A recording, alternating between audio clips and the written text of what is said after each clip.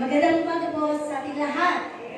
Purihin ng Diyos at ating pupuksan ang ating mga Biblia sa Hagay, chapter 1. Kung nyo na pong nakita at pwede nyo sundan ang ating pong mensahe ng Panginoon, Hagay 1 verse 2 hanggang 11. Ating pong babasahin. Ganito ang sinasalita ng Panginoon ng mga hukbo na sinasabi, ang bayan nito ay nagsasabi, hindi pa dumarating ang panahon ng pagtatayo ng bahay sa Panginoon.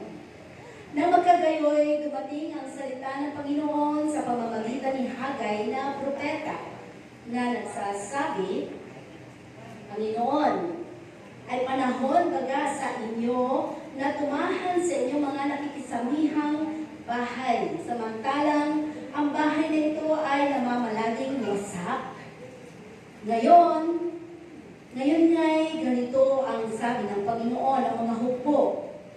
Gunadain ninyo ang inyong mga lakad. Kayo'y nangaghasik ng marami at nagsisiani ng kaunti. Kayo'y nagsisikain, ngunit hindi kayo nagkakaroon ng kagustuhan. Kayo'y nagsisiinom, ngunit hindi kayo nagpapatirang uhaw. Kayo'y nanganamit, ngunit walang mainit. At siya ang kumikita ng mga pinag-arawan, ay kumikita ng mga pinag-arawan upang ilagay sa supot na may mga butas. May mga butas. Ganito ang sabi ng Panginoon ng mga hukbo. Gunitain ninyo ang inyong mga lakad. Magsikahon kayo sa bundok at magdala ng kahoy. At magtayo kayo ng bahay at aking kalulugdan at ako'y luluwalhati, sabi ng Panginoon. Kayo'y nangaghintay ng marami at narito ang dumating ay kaunti. At nang inyong dalhin sa bahay aking hinipan. Bakit? Sabi ng Panginoon ng mga hukbo, dahil sa ang aking bahay ay nahahantusay na wasak, samantalang tumatakbo bawat isa sa inyo sa kani-kaniyang sariling bahay. Kaya dahil sa inyo, pinipigil ng langit ang hamog at ipinagkakait ng lupa ang kanyang bunga. Sa last verse, at ako'y nagpasabit ng pagkatuyo sa lupa, at sa mga bundok, at sa trigo, at sa alak, at sa langis, at sa sumisibol na sa lupa, at sa mga tao, at sa mga baka, at sa lahat ng pinagpagalan ng mga kamay. Dito sa ating binasa sa aklat ng Hagay, ang propetang si Hagay ay isa sa mga bagay na ginamit ng Panginoon upang magpaalala sa ating lahat. Ano po? Sa mga bagay na kung saan ay tinitingnan ng Panginoon ang ating buhay, paano ba tayo humarap sa Kanya, paano ba tayo lumakad sa Kanyang katwiran. At ang sabi nga dito, tayo bilang mga naglilingkod, mananampalataya, mga nilikha ng Panginoon, normal sa atin na nakakaranas ng anumang bagay na maaaring kataguran, sabi nga, maaaring problema, pagsubok, o ano pa mga sinatawag na mga emptiness na ating nararanasan sa buhay. Ang title ng ating pag-aaral is about the Christian's emptiness. The Christian's emptiness. Sa inyo bilang mga kapatid sa Panginoon, kailan nyo ba naranasan ang panahon sa buhay ninyo na kung saan para bang nasa kawalan kayo o para bang hindi mo alam sa gitna ng mga kataguran mo, sa gitna ng mga pagsusulikat mo, sa gitna ng mga bagay na ginagawa mo ang the best sa buhay mo, parang wala lang nangyayari. At sabi nga, common sa atin lahat, no? Sabi nga, it is a common thing for us to get burned out, exhausted, tired, frustrated, running an empty life. Normal. Lalo na kung dumadating ka doon sa pagharap sa maraming mga pagsubok sa buhay. So sabi nga, some of us feels an emptiness in our lives. Bakit? So ayon dito sa ating binasa sa verse 6, sabi nga ng Panginoon, kayo'y nangaghasik ng marami at nagsisiali ng kaunti. Kayo ay nagsisikain, ngunit hindi ka nagkakaroon ng kahustuhan. Nagsisiinom, pero hindi kayo nangabubusog. Nagkakaroon kayo ng mga pananambit, subalit hindi kayo nakakaramdam ng init. Ang mga bagay na ito ay sa ating mga praktikal na buhay, na ating mga karanasan.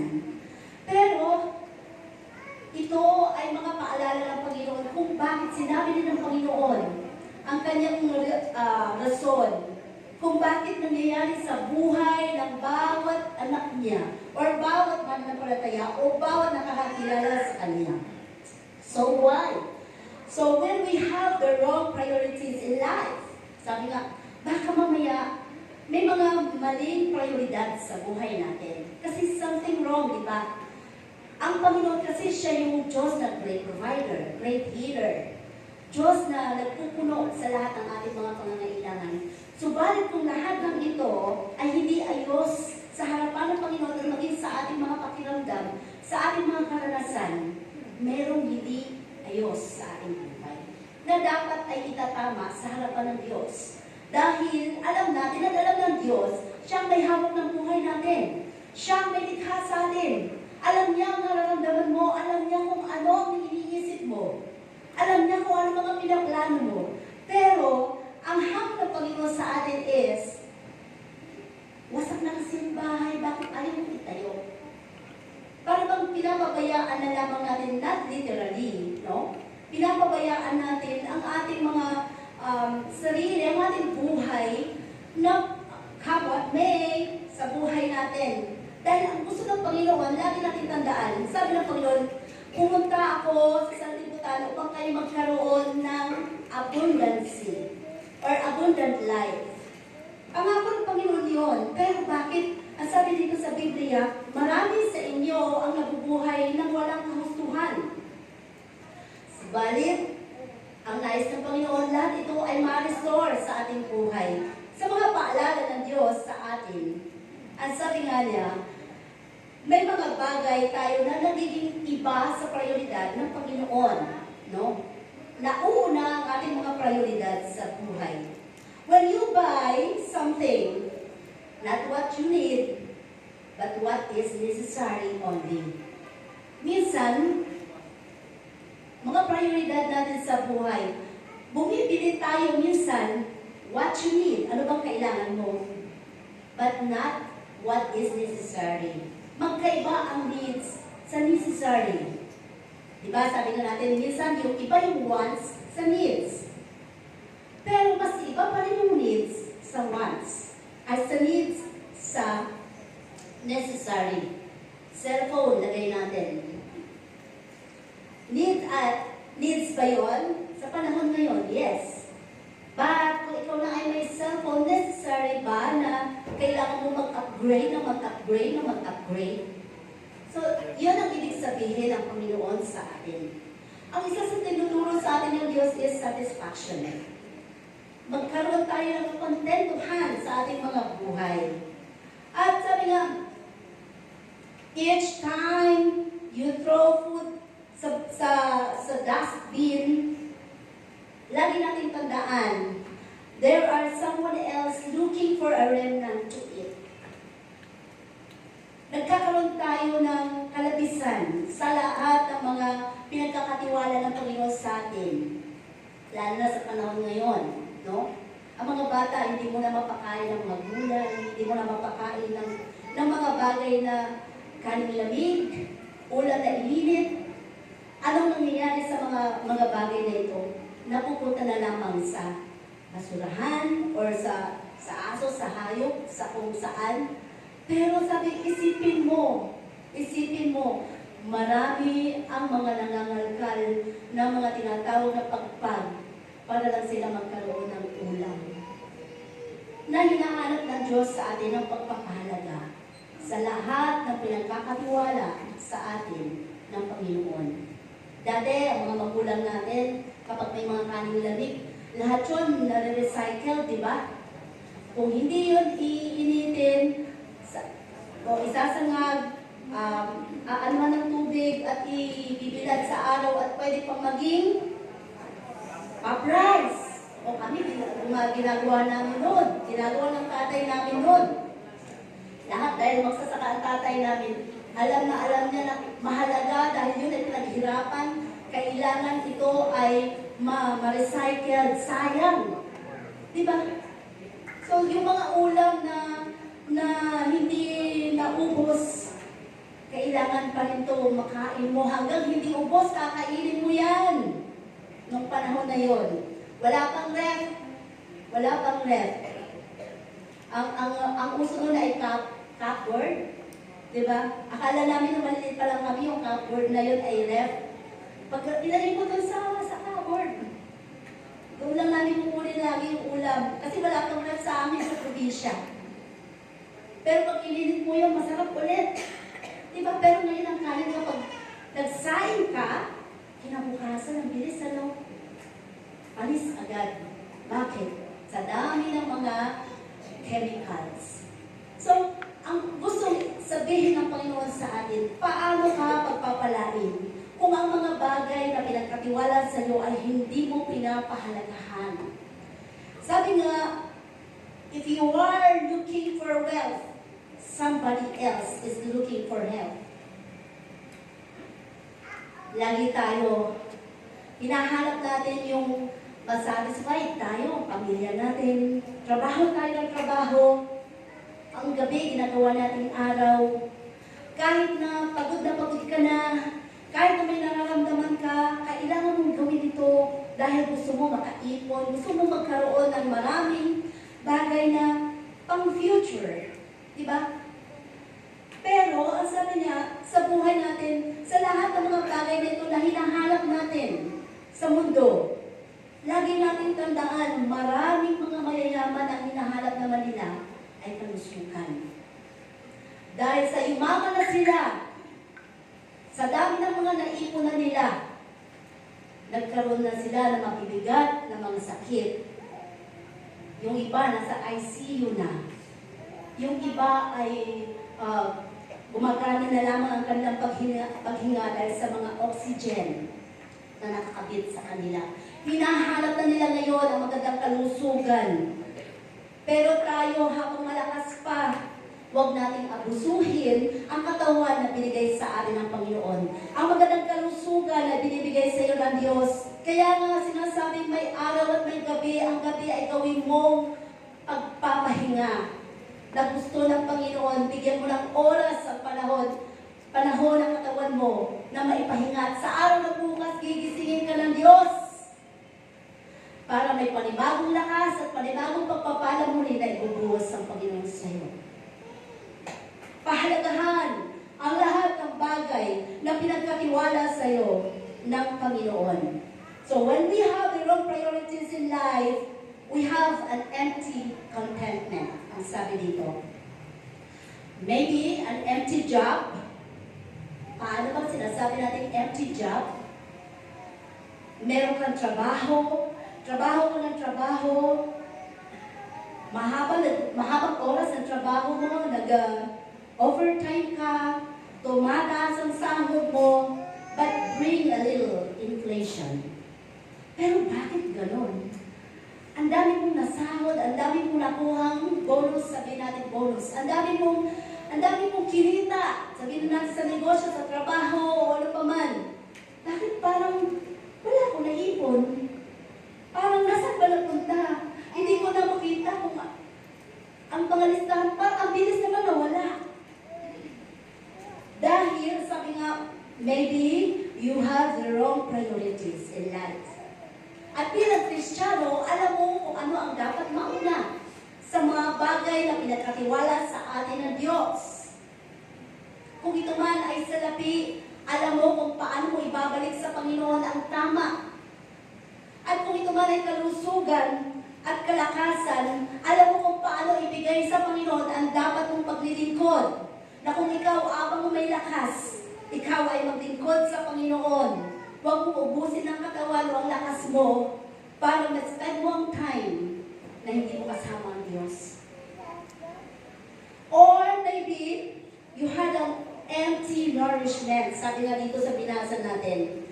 So, yung food na kinakain, not enough to eat and drink, no? Sabi nga, ang mga bagay na ating mga nararanasang kasaganaan sa buhay, ito ay hindi natin nabibigyan ng kahalagahan, na nagkakaroon na lamang ito ng parang mabilis nating ma-dispose. Wala nang bagay na, sayang naman. Or minsan, ang mga ito ay nagiging paraan para tayo ay magkaroon ng rason sa buhay natin sa Panginoon dahil pinagpapala ka naman, hindi ba? So sabi nga sa lahat ng mga ito, sabi abundance of food but undernourished. No? Abundance of food but undernourished. Or maybe lack of proper clothing. Sabi ng Panginoon dito, kayo nagdaramit, pero bakit hindi ninyo maramdaman ang init? Walang comfort sa inyong mga nararamdaman. Paano may damit na gugupitin pa? Meron ng mahaba na iiksian pa. Lalagyan pa ng mga napakahabang slit, kung ano-ano pa. Diba? Parang walang kasatisfaction ng mga tao ngayon. So, sabi, kung ikaw na isang Kristiyano lumakad ka, sa harapan ng Diyos, clothes don't make the man or woman. Sabi, lahat ng bagay na ito, alam mo kung ano ka, babae ka, lalaki ka, alam mo kung ano ang dapat sa harapan ng Panginoon. Di ba? So dito, hinaharap ng Diyos sa atin kung paano niya tayo pinipihisan, kung paano niya piniprovide ang lahat ng ating mga pangangailangan sa ating mga buhay. So, job, clothes, and food do not bring contentment. Wala naman talagang ibang makapagbibigay ka kontentuhan sa lahat ng ito. Diba? Wala naman eh. Ang Panginoon lang. Hanapin mo ang Diyos. Tutulungan ka na makontento sa lahat ng bagay. Sa dami ng mga pangarap mo sa buhay, sa dami na marami mong gustong abutin sa buhay, kapag nakita mo at nahanap mo ang presensya ng Panginoon, tuturuan ka ng Diyos na iiba na ang mga plano mo, na iiba na yung mga bagay na mga iniisip mo. No? Na nawawala ka doon sa mga sarili mong kagustuhan, kundi ang kagustuhan na ng Panginoon ang nangyayari sa buhay mo. At isa pa sa mga bagay na ating nakikita sa buhay natin, kung bakit hindi natin, o bakit ang buhay natin ay nagkakaroon ng mga emptiness. Because we have the wrong priorities in life na kung saan sa mga accomplishments natin, no? Mga bagay na ating mga estado ng buhay natin, naaabot natin sa ating mga buhay, or empty accomplishments na tinatawag. Doon ay hinahanap ng Panginoon. Ano na ba ngayon ang estado ng buhay mo? Gaano na ba kataas ang naabot mo? Yung mga accomplishments mo sa buhay. So, sa lahat ng mga bagay na ito, sabi, remember, kasi napakahalaga sa Diyos ang time, ang oras, no? Remember, the biggest waste you can make is a waste of time. Totoo, hindi. Totoo yun. Hawakan mong cellphone mo ngayon. Buksan mo sa TikTok or kaya sa Facebook. Kala mo, isang oras ka na, maghapon lang pala yun. Hindi mo alam, magtatanghali, mag-alauna na, wala ka pang, hindi ka pa pala nag-aagahan. Hindi ka gutom. Bakit? Wrong priorities in life. Yung time na nasasayang mo, hindi mo alam, nakikita mo sarili mo lang i-enjoy ka, pero hindi mo alam, yung oras na natapos, yung oras na lumipas, hindi mo na maibabalik yun. Panibagong oras na naman bukas. Kami nung maliliit kami, lagi kaming ini-encourage ng tatay ng sa oras. Naiinis kami kasi doon kami dinidisiplina lagi sa oras, sa time. Pag umaga, lagi gigising kami, oh, gising na, maunahan tayo ng mga manok. Umilaap tayo ng mga manok, gumising na kayo. Lagi ganun yun. Gusto natin sabay-sabay kami makain. Kasi yung tatay ko lang pakaano sa oras lagi yun. Nag-graduation ako sa PICC, alauna pa lang yung graduation, alas 11 gusto niya umalis na kami. Sabi ko, Papa, naku, tagal pa nun. Ayoko na malate, ayoko na, ganun siya lagi. Kaya inis na inis kami lagi noon sa oras na yun, na lagi niyang iniisis sa amin. Sinasabi niya sa amin, huwag niyong sayangin ang oras. Sayang ang oras na tumadaan. Dahil maliit na bagay na lumilipas sa buhay mo, kapag hindi mo yung pinahalagahan, mawawala ng husayan. May mga prioridad o may mga oportunidad sa buhay mo. Pag hindi mo yan grinab o mga bagay na pwede mong gawin at hindi mo ginawa, sayang. So doon kami, kaya ngayon, ito yung laging iniisip sa mga anak ko. Gising na, umaga na, sayang yung oras. Mga ganun, no? So ibig sabihin natin, because time is gold. Totoo yun. Nung panahon natin noon, gold talaga ang time. Pero ewan ko ngayon, hindi gold ang time sa mga bata ngayon. Kasi gigising sila alas 10, alas 12. Diba? Nasaan ang gold doon? Wala na, bronze na lang yun. Wala ka nang makita, wala ka nang ma-accomplish kung maghapon. Dapat makikita mo everyday pagkagising mo, dapat alam mo ang mga prioridad mo, alam mo kung ano dapat mong ma-accomplish sa araw na yun. Kung ikaw ay responsableng tao, ito yung lagi sinasabi sa amin, kung ikaw ay responsableng tao, isulat mo lahat ng mga gagawin mo sa araw na yun. Ngayon pa lamang isulat mo para bukas, o dapat ma-accomplish ko to, dapat magawa ko to, dapat magawa ko to, dapat matapos ko to. Sa buong maghapon na yan, sigurado ako, wala kang masasayang na oras dahil may hinahabol ka sa lahat ng mga accomplishments na gusto mo. Pero kung wala kang mga iniisip, ay okay lang, TikTok, Facebook, wala namang gagawin eh. Hugas nga lang pinggan, gabi na lang eh. Diba? Wala nang mga bagay na kahalagahan. Kaya nalulungkot ang Panginoon sa atin. Hindi na napapahalagahan ang lahat ng mga bagay na pinagkatiwala sa atin ng Diyos.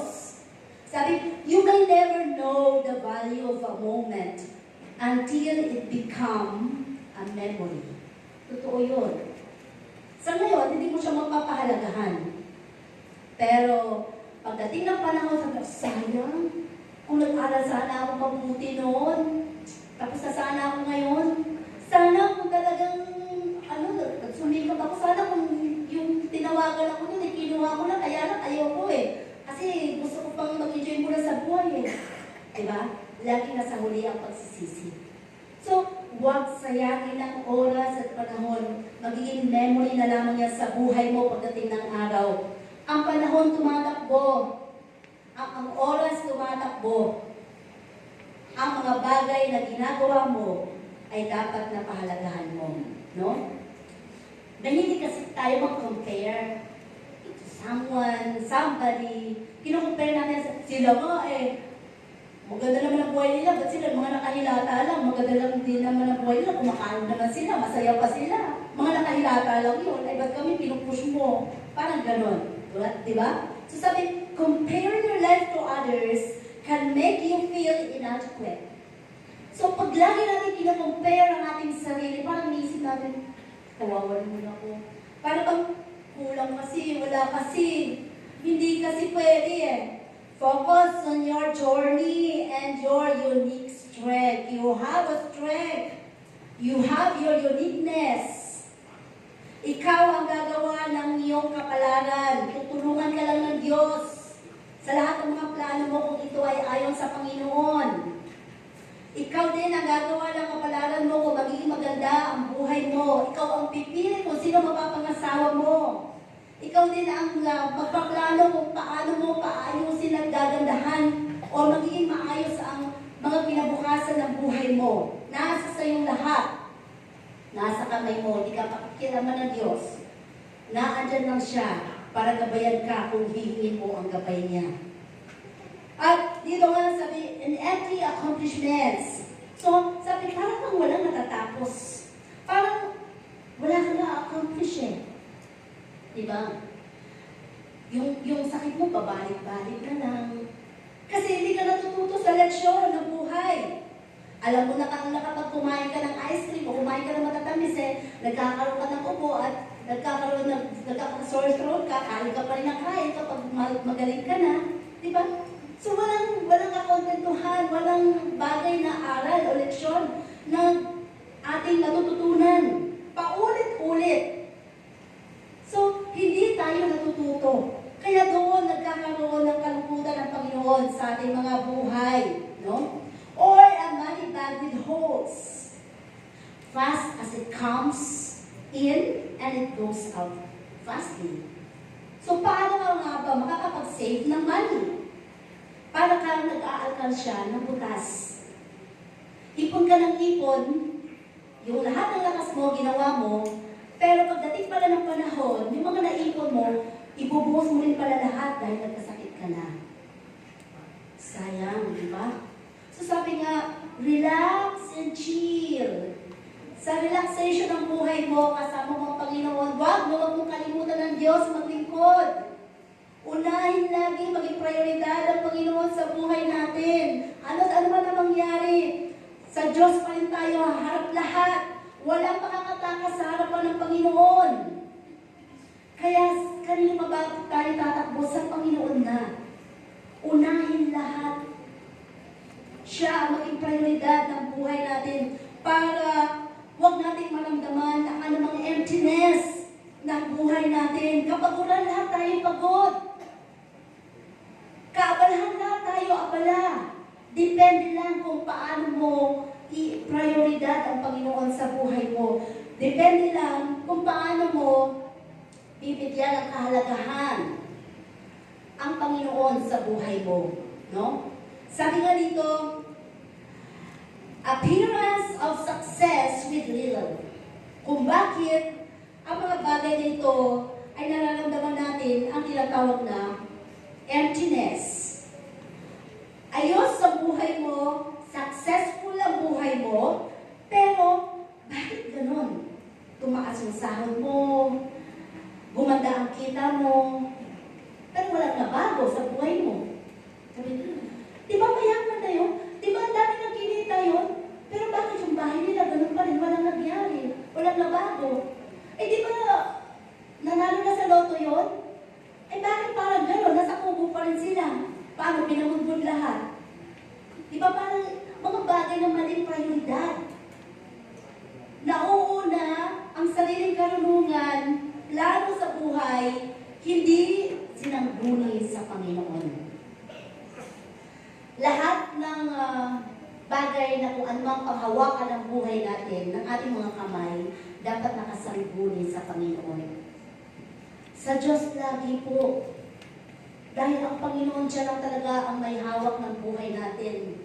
Maaari niyang kunin sa atin ora mismo. Ano bang bagay na pwede natin ipaglalaki sa Panginoon? Bahay natin malaki, pwede masunog anytime. Diba? Isang linggo lang, pwede mag-iba. Kung gugustuhin ng Panginoon.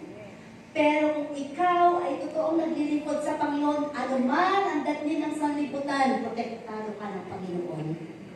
Yun ang sigurado lang. Yun lang ang pwede kong sabihin sa inyong assurance sa Panginoon. Kapag una lagi ang Diyos, una ka rin sa lahat ng bagay sa Panginoon.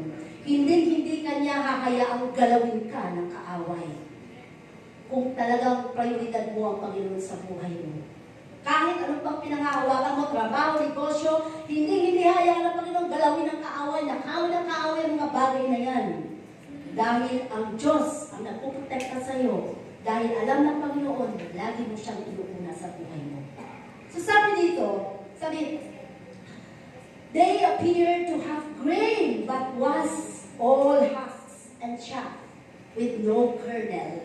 Ano ibig sabihin? Ang sabi dito sa verse 9, di ba? Sabi, kayo'y naghintay ng marami at narito, ang dumating ay kaunti. At nang inyong dalhin sa bahay, aking hinipan, bakit? Sabi ng Panginoon ng hukbo, dahil ang aking bahay ay nahahandusay na wasak. Samantalang tumatakbo bawat isa sa inyo sa kanilang sariling bahay. Sabi, Mga bagay na inaasahan mo sa buhay. Nagtanim ka. Iniisip mo, ang dami mong ani, ang ganda naman ng palay, ang ganda naman ng trabaho ko, ang ganda naman ng negosyo ko eh. Pero bakit? Nung umani ka na, puro pala ipa. Napakagaan pala, nung kinilo para bilhin eh. Bakit ganun? Napakagaan. Yung bagay na gusto mong ibenta, gusto mong kitain, alam mo na malaking kikitain mo, na-scam ka pala. Di ba? Lahat yun inaalaw ng Panginoon sa buhay natin. Para lang tayo matutunan natin ang leksyon. Kasi mga anak na tayo ng Diyos, alam po natin yun. Laging ang Panginoon, ang mata ng Diyos nasa sa atin. Dahil ayaw niya na malayo tayo sa Kanya. Kaya laging may paalala ang Panginoon every time na nakakalimot tayo. Every time na nagkakasala tayo, merong kalapit ang Panginoon sa buhay natin. Tandaan po natin yan. Hindi pwede. Dahil ayaw ng Panginoon na tuluyan kang mawala sa Kanya. Kasi every time na nagkakaroon tayo ng problema, sakit, karamdaman, naalala natin ang Diyos. Alam natin yun. Dahil sa Panginoon lang naman tayo talaga laging tumatakbo. So huwag natin kalimutan ang lahat ng mga bagay na yun. Hindi mo natin na nakikita, mararamdaman mo ang Kanyang presensya. Lagi mong tandaan, makapangyarihan ang Diyos. Wala tayong takas sa harapan ng Panginoon. So sabi nga to, God took away all those things. Pinayagan ng Panginoon. Binibigyan niya ng panahon na tayo minsan ay i-down, na tayo minsan ay mawalan, mapunta doon sa kawalan, na tayo minsan ay para bang magkaroon ng panahon na para bang may emptiness sa buhay mo, hindi ko na alam kung anong gagawin mo. Para wala tayong may pagmalaki. Dahil sumikap ako, kaya ito ngayon ang ating buhay. Sarili na ang ating tinataas, no? So lahat may paalala ng Panginoon sa atin, no? At dito, sabi nga sa ating mga ginagawa sa Panginoon, lagi ang sangguni. So we have our own priorities in life. To fill an empty life, para ma-fill up yung mga empty life natin sa jobs natin, sa ating mga trabaho. May mga bagay kasi na dumadating doon sa unrealistic, no? Expectations. Yung mga minsan hindi na makapalipaniwala, ina-expect mo. So disappointments come. Diba? Mahilig, ito yung mga sinasabi, nagbibilang ka na ng sisi, wala pa nga yung, di pa nga napipisa, itlog pa lang. Kung habang nasa itlog pa lang yan, pinapanalangin mo na, at hindi mo pinapabayaan ang relasyon mo sa Panginoon, sigurado ako, yung kung ilang itlog yan, mapipisa yan ng maayos, maganda, at malusog na mga sisiyo. Hindi yan papakialaman ng daga. Hindi papayagan ng Panginoon na kakainin lahat yan. Not literally, no? Sa buhay natin. So sabi dito, maglilid lang sa frustration sa buhay natin kapag tayo ay nakakaranas na ng ganitong mga disappointments. Minsan, ang laki pa naman ang na-invest ko. Ay, ang dami ko pa ng oras at effort na ginawa ko doon. Bakit ganun? Parang wala namang nangyari. Hindi naman kaya yata to ang Diyos. Nasisi natin lahat sa Panginoon, ang lahat ng nangyayari sa buhay natin, samantalang tayong lahat ang nagplano, tayong lahat ang gumawa, tayong lahat ang nagkaroon ng mga idea sa buhay natin na hindi natin sinangguni sa Panginoon. Samantalang nung nagka-problema ka, ang Panginoon sisisihin mo. That's wrong. Mali, di ba? Sa harapan ng Panginoon. Sabi nga, ang Diyos lagi nang nakatunghay. Huwag natin sisisihin ang Panginoon. Kung ano ang kalagayan mo ngayon, kung puno-puno ka ngayon ng problema, hindi dahil sa Panginoon. Pinapayagan lang lahat ng Diyos yan. To strengthen our faith. No? Para palakasin tayo. At sabi nga dito, minsan nag-overthink tayo. Overthinking leads to anxiety. O, sino na dito ang nakakaranas ng anxiety? Ay, papunta na ako sa depression. Parang gano'n, di ba? Hindi mo na alam kung anong gagawin mo.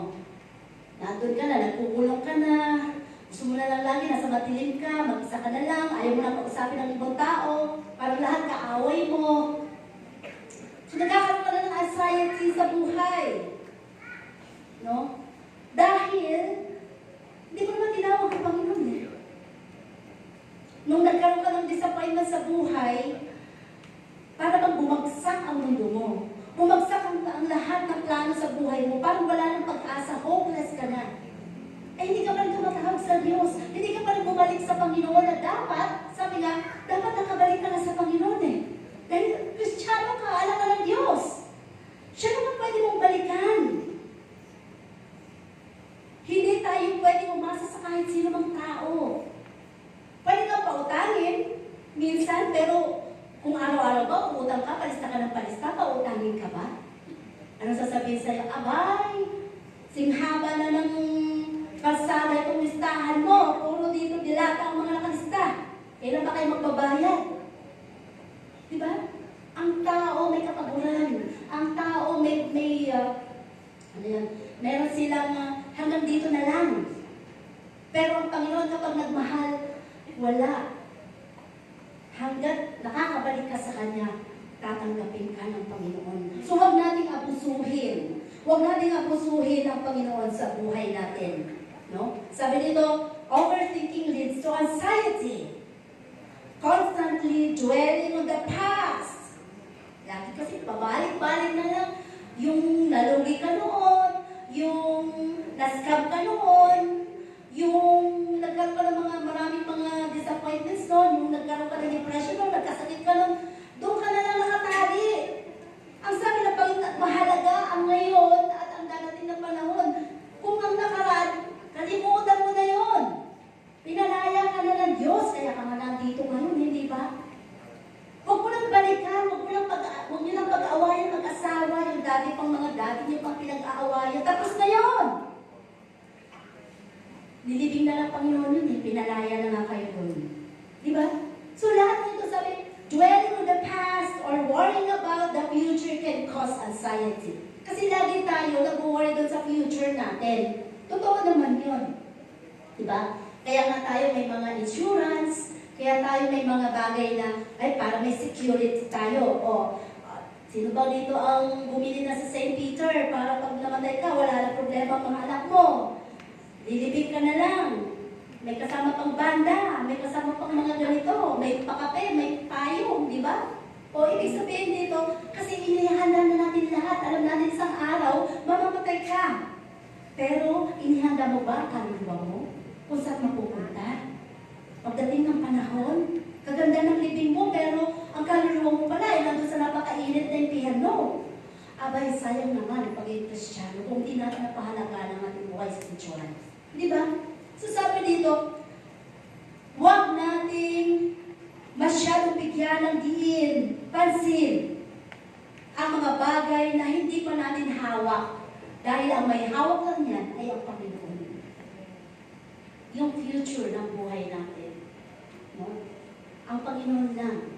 Kaya nga sinabi ng Panginoon, do not worry for tomorrow will worry about itself. Tomorrow, iba na naman tomorrow, kung kayo pumupunta sa isang tindahan, sabi ko, bawal ang utang ngayon, bukas pwede. Tama ba yun? O, pumunta ka bukas, yun ba yung mangyayari? Kaya hindi ka makakautang talaga.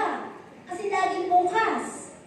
O, di ba? So, ibig sabihin dito, sa bagay natin, pag sinabi ng Panginoon, do not worry for tomorrow, sa araw ng bukas, may panibagong pagpapala ang Diyos na nakalaan sa'yo. Kaya nga great provider siya. Yun ang maganda kay Lord.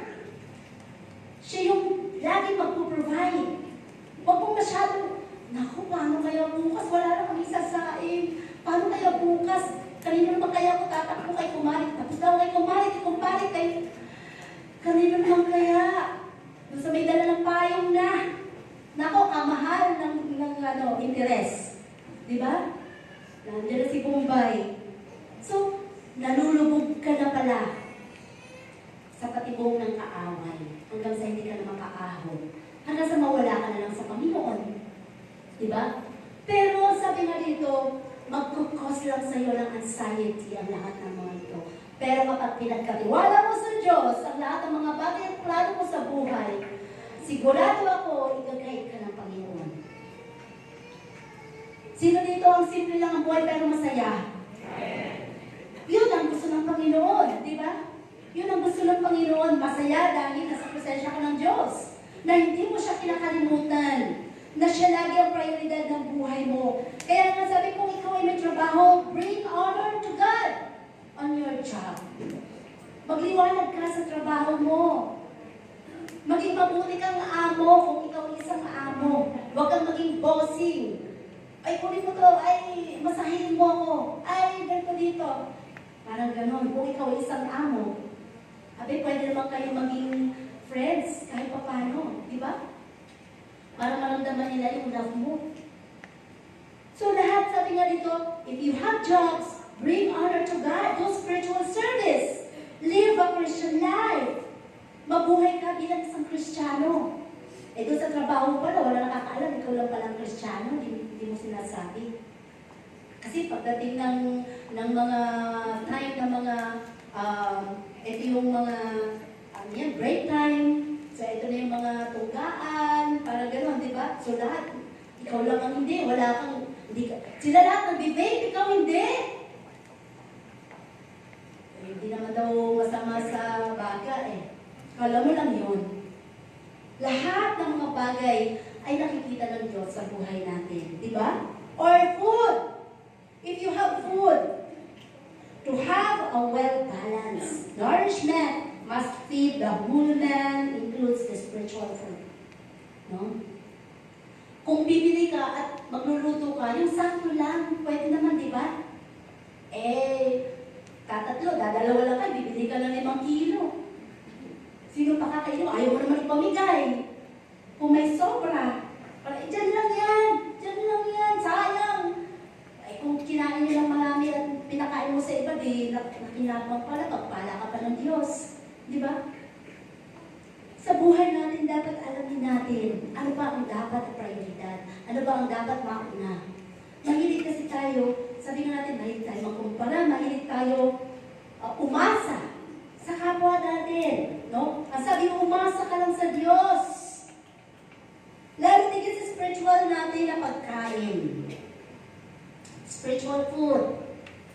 Ito yung mga bagay na napapakinggan natin, nababasa natin sa salita ng Panginoon.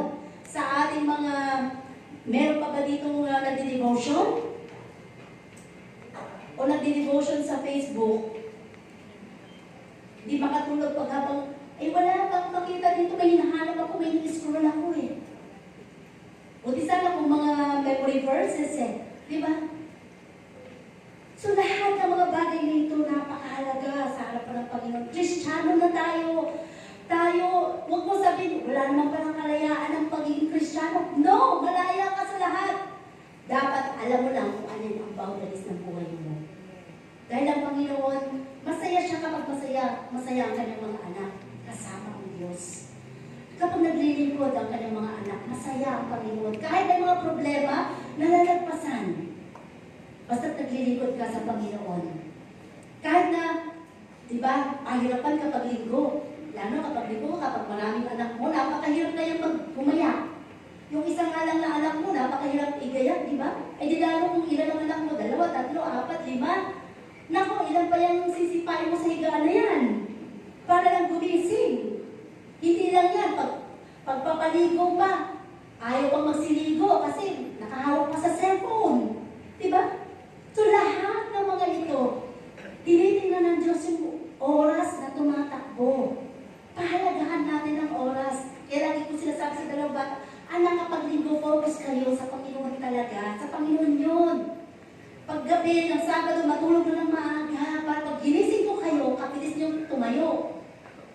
Yun ang mga bagay na dapat alam natin. Alam mo ang prioridad mo sa buhay. Even your clothes, no? Dress for service, like Christians. Tayo ng mga anak ng Diyos na naglilingkod sa Panginoon. Alam natin lahat yun. The whole armor of God, no? And sabi nga sa atin bilang mga, how to fill up the emptiness of life. Minsan, sa sa kapaligiran din natin. Nakakaramdam tayo ng emptiness sa buhay natin. Why? Because minsan sa pagpili din natin ng ating mga nakakasalamuha. No? Hindi lang dito, sa ating mga pamilya man, sa buhay o kaibigan man. Sabi dito, toxic people can drain your energy and happiness. Sino ba yung mga toxic people? Ano pag sinabi mong toxic? Pag sa ospital, pag nag-duty, di ba? Ano ito ng mga, yun, sa mga medical. Toxic ba? Pag sa emergency, kabitasan, or sa nung medic na kami. Toxic ba? Naku, napaka-toxic. Ibig sabihin, dating ang pasyente. Toxic eh. Paano pag toxic people? Dating ang, lahat ng mga bagay na hindi makapagbibigay sa iyo ng magandang payo, o usap, no? It can drain your energy and strength and happiness. Yung isang tao may problema na nagpunta sa iyo, humihingi ng payo, nilahat ng kanyang problema sa buhay niya. May kasama pang chismis yun, may kasama pang mga panitira yun. Ikaw na may problema din, wala ka lang naipayo. Pag alis niya, sino mas mabigat ang dalang problema? Ikaw. Kasi ikaw may problema ka na, dinagdagan pa niya, tapos yung mga kwento niya ay yung bagay na, ay si kuyang ganito, naku, si ating ganito, naku, ganito daw sa'yo yun. Lalo ka lang nabigatan, di ba? So sabi dito, sa halip na maging masaya ka, lalo ka tuloy naging malungkot sa buong maghapon. Kasi naisip mo na lahat ng mga ipinasok sa'yo. So it drains up your brain, your energy, and your happiness. Kaya tuloy, pag ikaw galit ka na rin ngayon, nawala na lahat ng mga gustong ibigay sa iyo ng Panginoon sa araw na yon, na pagpapala. Kasi, ang lahat ng mga plano na yun ay napalis na, no? Sabi dito, surround yourself with those who lift you up and support your spiritual life only God can, no? So, kung ikaw ay may kakilala, kaibigan, o pamilya, na lagi na lang nagre-report sa'yo ng mga nakaka-drain, yung mga toxic people, ay medyo, ito na naman eh, mai-stress na naman ako eh, madidepress, magkakaroon na naman ako ng mga anxiety dito eh. Sabi dito, iwasan. Dahil pwede kang ma-drain. Pwede kang mawala sa focus mo, lalo tigit sa spiritual life mo. No? Lagi mong tandaan. Sabi dito, humanap ka ng mga kaibigan, mga kakilala, o mga tao na makapagbibigay sa iyo, makakapag-lift up sa iyong spirit na kaya mo yan, sige tutulungan kita pag-pray kita. Sige, ano ba problema mo? Huwag lang pera. Diba? Tutulungan kita, huwag lang pera. Oras, pwede kitang puntahan sa bahay. Wala pang magwawali, sige wawali sa bahay. Parang gano'n, di ba? Pero lahat ng mga bagay na ito, bukod pa doon kasi minsan, sabi nga, mas masakit kasi sa isang parusa, mas masakit? Yung masakit na salita na minura ka o yung pinalo ka lang? Di ba, mas masakit yung mura? Parang buong pagkatao mo, binuhusan ka eh, kinubaran ka eh. Kaya yung pinalo ka lang eh, pagkatapos ng latay, wala na. Okay na, parang gano'n, di ba? So dito, sabi nga, ito yung mga minsan, mga salitang hindi na natin makakalimutan eh. No? Yung mga nadala sa yung mga salita, na parang nagtalim na doon, oo, napatawad ko na siya, pero lagi nagbabalik sa akin kaisipan. Hayaan mo na yun, pakawalan mo na. Sa lahat ng mga bagay na yan, ang Diyos na nakakaalam. Sabi nga, di ba? So sabi, stay silent. Not everything needs to be said. Sino dito yung, halimbawa, nagkukwento ka siya, nagdadala ng mga balita. Ito, oo. O sino naman, ay, oo nga, naku, narinig ko nga yun. Sinabi ko, tumawag ka dito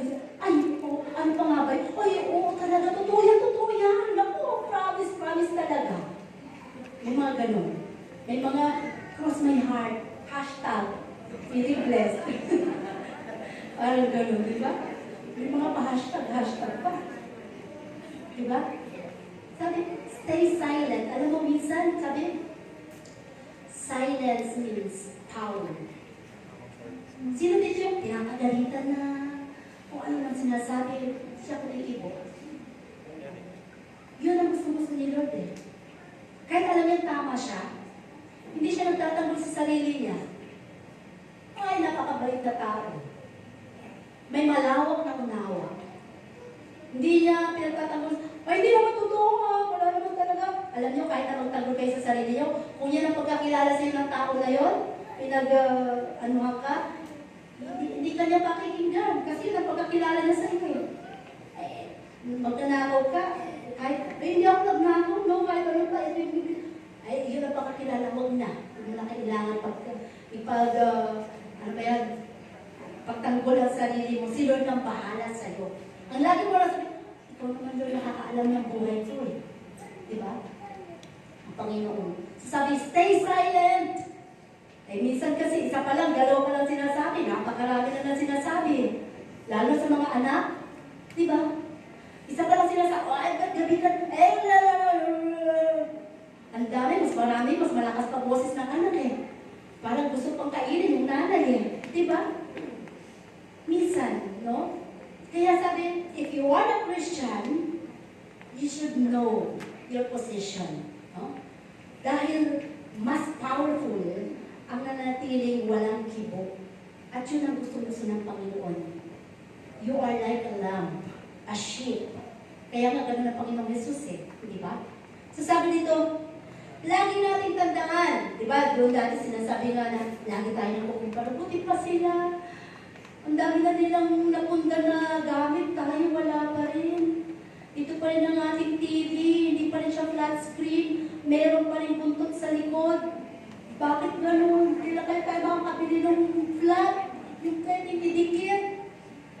Eh ano kung yun yung TV mo? Bakit? Napapanood na naman eh. Yung napanood na to sa flat screen at yung TV mo, magkaiba. Parang natin naman na. Diba? Yun ang bagay na dapat alam natin. Mahilig ka tayo mag-compare. At lagi sabi dito, the family you create is more important than the family you come from. Galing ka sa pamilyang galing ka sa pamilya na ito yung mga pamilyang chismosa. Ikaw ba mag-create ka ng pamilya, ay mga chismosa tayo kasi ang aming lahi puro chismosa. Sabi, the family you create is more important. Christian ka na, dapat, ako pagka nagka-asawa ko, hindi ko gagayahin si nanay. Kagabi, di ba, parang may ko doon sa, magpakailanman ba yun? Minura niya na minura, nagalit siya. Parang ganun kasi, basura ba, gano'n, naglilinis ako. Parang ko lang doon, minura niya, talagang umalis siya sa nanay niya, pero nung namatay, sising-sisi siya. So yung minsan, di ba, no? Sabi dito, the family you create is more important than the family you come from. Mas mahalaga kung ano ang pamilya mo ngayon dahil ikaw na yan. Ikaw na ang maghuhubog ng sarili mong anak. Kung hinubog ka ng magulang mo sa pagiging tamad, pag ikaw na nagkapamilya, huwag mong hubugin ang mga anak mo sa pagiging tamad kasi nakita mo na, wala palang kahinatnan ang buhay sa isang pagiging tamad. So dapat magsumikap ka na kasi responsable ka na ngayon, may anak ka na ngayon, gawin mo ang pinakamabuti para sa pamilya mo. Dalhin mo, ikaw na nakakilala na sa Panginoon, dalhin mo na ang anak mo sa Panginoon. Kung ikaw ay nanggaling sa hindi Kristiyanong pamilya, huwag mo nang balikan yun, eto ka na ngayon, nakikreate ka na ng magandang pamilya. So, inaayos mo na ang pamilya mo dahil sarili mo na yan. Ikaw na ang bumubuo at ikaw na nakakilala sa Diyos. You create a more important part in your life, no? As a Christian. Bilang isang Kristiyano, gawin mo ang pinakamabuti, pinakamaayos, pinakamaganda sa pamilya mo. Para pag ang mga anak mo na ngayon, sila, lahat na nakita nilang maganda sa iyo, gagayahin nila ngayon yun. At lahat ng mga pangit na nakita nila sa iyo, hindi ko gagayahin. Si nanay, kuripot yun eh. Ayoko ng kuripot, tinuruan ako ni Lord na maging mapagbigay. Eto na ako ngayon, bagong nilalang. Hindi mo na gagayahin ngayon dahil alam mo na kung ano ang mga bagay na hindi tama doon sa unang pamilya na pinanggalingan mo. Dahil ang Diyos ay nagtuturo, no? So sabi pa, mahilig tayo kasi sa buhay natin kung kaya naranasan natin yung emptiness sa buhay natin because of the people around us. At ano ba? Sabi dito, never judge people by their past. Yan ang mahilig tayo eh. Dati ano yan na? Ganyan ang buhay dati yan. Naku, baka bumalik ang ganang ugali niya. Sabi, tandaan natin, sabi, never judge people by their past. People learn, people change, people move on. Lagi natin binabalik yung buhay. Nakalaya na nga eh. Nahingi na nga ng tawad, niluhod na nga sa Panginoon eh. Paulit-ulit pa rin, parang ganon, di ba? Ginajudge pa rin natin ang mga tao na kilala natin, na alam natin. Ang sabi ng Panginoon, ang lahat natututo.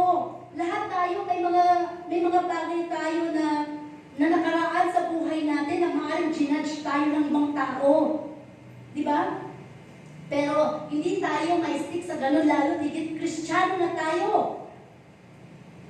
Mga bagay na ito'y pinalaya na ng Diyos. No? People learn, natututo. People change. Kaya nga binago na tayo ng Diyos. Nagbabago na. Huwag na tayo maging judgmental. Bakit yan? Nagtuturo dyan si Sister kasi ang buhay niya di naman tama dyan sa kanyang mga tinuturo. People change. Huwag nyo na lang ako tingnan nyo na lang yung sasabihin ng Panginoon sa harapan natin. Kasi kung i-judge yung isang tao lagi, sa kanya ba? Siya ba ang magdadala ng kaligtasan mo? No.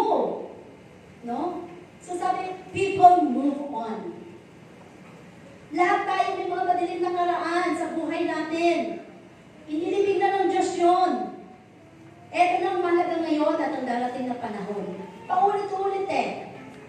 Ibig sabihin, hindi ka na ikaw pala hindi nakamove on eh.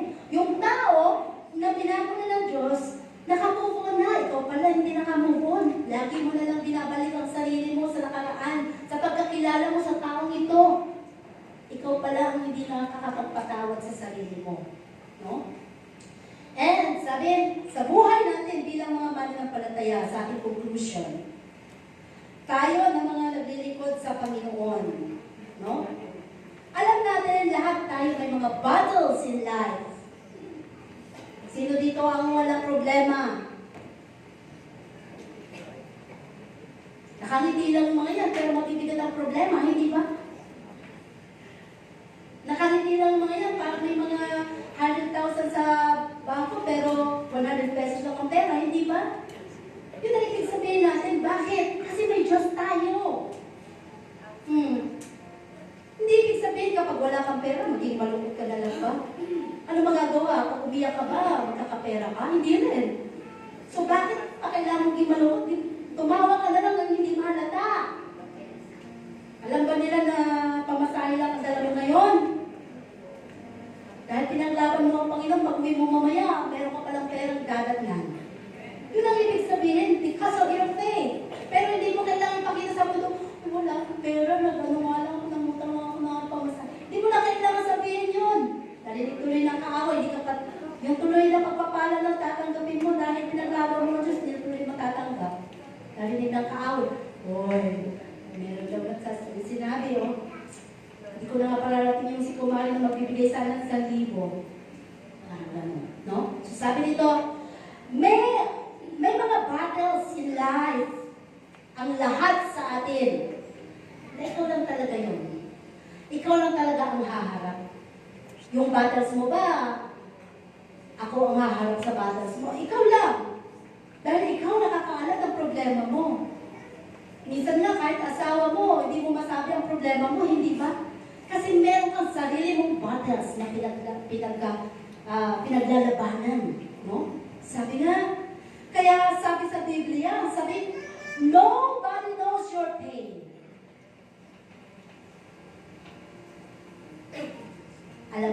ng tao na umiiyak ka minsan sa kwarto mo. Alam ba ng mga kapatiran mo na ang bigat na pala ng dala-dala mong problema, may kaso ka pala. Ikaw lang nakakaalam. Alam mo ng mga pamilya natin dito na ang haba na pala ng utak mo, laki lang pala. Ikaw lang nakakaalam, pero pag ginudge ka ng tao, gano'n, di ba? So lahat tayo may mga battles sa buhay. Nobody knows your pain. Nobody knows your happiness. Ikaw lang talaga yun. Mabuti pa nga kung happiness eh. Panay ang ating post, di ba? Panay ang ating pagpo-post sa ating Facebook para malaman nila na masaya ako, masaya kami, okay kami, wala kami problema. Eh kung loneliness kaya, meron pa nagpo-post na umiiyak, punong-puno ng luha, wala naman, di ba? Kasi battle yun sa buhay na ayaw nating madamay ang iba. Na tayo lang ang nakakaalam at ikaw ang Panginoon at ikaw lang at ang Panginoon. Kaya nga, ang Diyos nakakaalam ng lahat ng bagay sa buhay natin.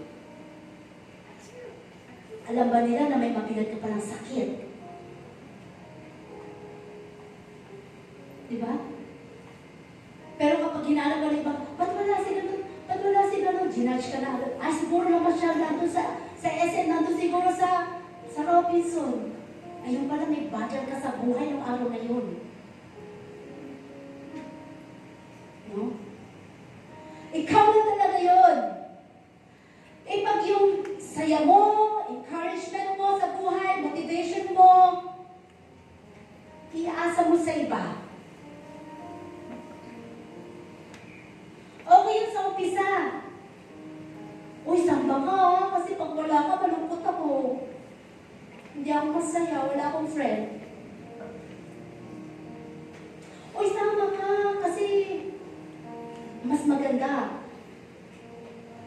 Tama ang ating mga plano at masaya ang tropa. Pagkasama ka. Sabi nga, huwag mong iasa sa iba. Lahat ng mga bagay. Okay sa umpisa yun. Wala namang problema. Pero hindi habang buhay ganoon. Hindi habang buhay iasa natin sa kapwa natin. Ay, bakit wala si sister? Magpapapapray pa naman ako sa kanya. Siya lang yung may power ang kamay. Kapag pinag-pray, dalalang ko. May bumababang kalapate. Huwag natin iasa sa kapwa natin. No? Sabi, sa lahat ng mga bagay niyan, sa umpisa okay lang. Pero kung sa kanya, lagi nakatuon ang ating buhay, ang ating mga hinahanap sa buhay natin. Lahat ng ito, sabihan, paano kung wala yung encourager mo? Paano kung wala yung inaasahan mo?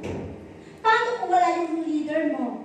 Paano kung wala yung pastor mo na hinahanap mo that time?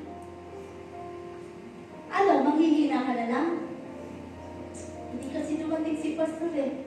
Siya pa naman inaasahan ko, mag-pray ng aming bahay. Paano ba yan? Di magkakaroon ng mga masamang spirito kasi hindi si pastor na nag-pray. Eh, may battle pala si pastor that time. May sariling battle pala sa kanyang kinakaharap. Na-judge na lang. Talaga yan ho. Pinipili lang yung mga pinupuntahan. Hindi mo alam pala ginabing pala that time. Minsan gano'n, di ba? Sabi, inaasahan mo, maghihina ka na lang ba? Learn to motivate yourself. Kristiyano tayo.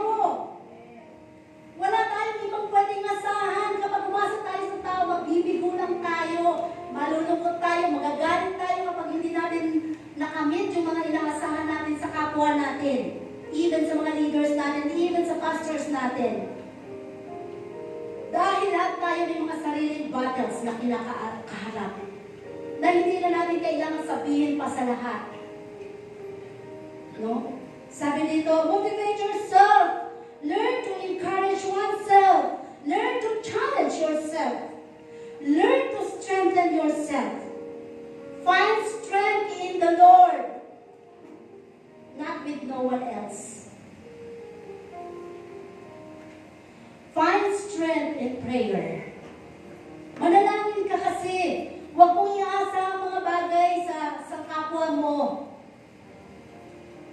Kahit sa pastor mo pa yan, kahit sa leader mo pa yan, o kahit kanino, sa Diyos ka lang umasa.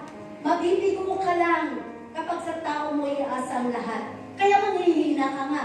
Dahil yung hinahanap mo ay wala. Pero kapag hinanap mo ang Panginoon, hindi ka mabibigo. Hindi ka magkakaroon ng, hindi ka naman pumunta eh. Ikaw pa naman inaasahan, pinagluto ko naman kita eh. Bakit eh? May struggle pala eh. That time. Ang mga bagay na ito na hindi natin naintindihan minsan. Diba? Find strength in the Word of God. Kung lahat tayo, malawak ang unawa, kung lahat tayo, may malalim na relasyon sa Panginoon, walang magdadamdam. Walang mga bagay na mag-iisip na masama sa kapwa natin. Kasi alam natin, lahat tayo may kinakaharap sa buhay. Lahat tayo may kinakaharap sa buhay. May mga bagay na pangyayari na hindi na kailangan sabihin pa sa kung sino mang, ay, nandito kami na sa ospital. Ay, dinala ko sa ospital. Eh, nag-iarbihin ngayon. Ay, ganito nga hindi makatayo.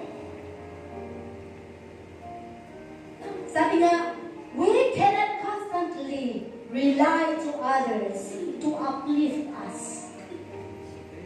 Kahit yung mga nagpapa-encourage o nag-i-encourage sa atin, minsan pwede rin tayong mabigo. Diba? Only God can satisfy us. We must develop the ability to do so by spending time in prayer, seeking God's guidance, and allowing Holy Spirit to minister us, to fill up the emptiness in our lives. Only God, Diyos lang,